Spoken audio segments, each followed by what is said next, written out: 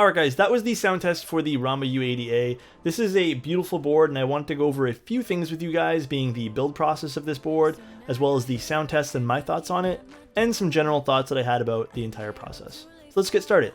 Alright, so let's talk about the build process. The build process was relatively simple. The only part that you guys might not be familiar with is the silicone mute mount, which actually goes in between the plate and PCB. It's made of silicone, it's yellow in this case here. I don't think there was any other colors released, but it was pretty simple to install. All it really takes is you laying it down in between the plate and PCB, screwing down some screws, and away you go. Other than that, it was a pretty simple build. There was a daughter board which you connect to for the USB-C. You put some screws into the back, 4 to be exact, and that's it. And then you can start plugging things in like switches via your hot swap PCB. And if you guys were wondering, here's that beautiful plate on the back. Beautiful finish on it. There's the 4 screws as well, which makes it really easy to assemble and disassemble as well. And there are the silicone feet. It's very shiny. I really like this weight. The whole board is actually a beautiful aesthetic. There is the back. You can see the USB-C cutout. And we have the top. You can see it is a very thick boy. It's very chunky. And if you guys aren't familiar with how hot swap works, it's actually extremely simple. Simply take out one of these switches over here. We're going to take out the eye in this case. Next, we're going to grab the feet of the switch, pull out, and there you guys go.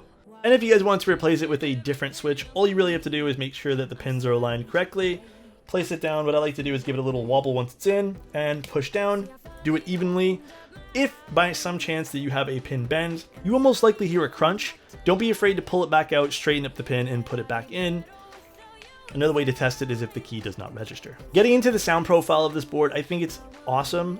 Typically with RAMA boards, I find the spacebar sounding a little bit hollow, or the whole board just sounding hollow. This does have the internal dampener installed in it too, which only takes 2 screws, and if you guys did buy that afterwards, simply disassemble it. You plug it into the bottom, screw it in, screw the case back together, and away you go.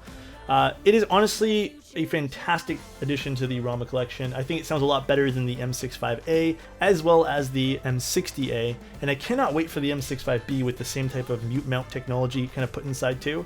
Even the Koyu does not sound as good as this, and I thought the Koyu sounded really good. So I'm very excited and very happy with the way this board turned out. It's actually pretty uniform in sound too. I didn't really notice some huge disparity between keys and rows. Obviously, there's definitely rows that sound a little bit better, but they're all pretty uniform for this, and I quite liked it. And I actually like the board done with linear switches, and I can't wait to try out tactile switches. I think that's going to be a great addition to this particular plate and build.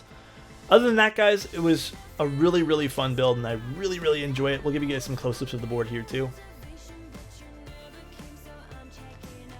But as you guys can see, it is super clean with this particular keycap set being Kuroshiro. And to kind of show off some of that RGB goodness as well, guys, here we go. I got a lot of requests for this, so I might as well show you guys. You can see it's pretty bright, pretty vibrant as well, and the colors are pretty true to what they are too. I quite like it on the rainbow settings, of course.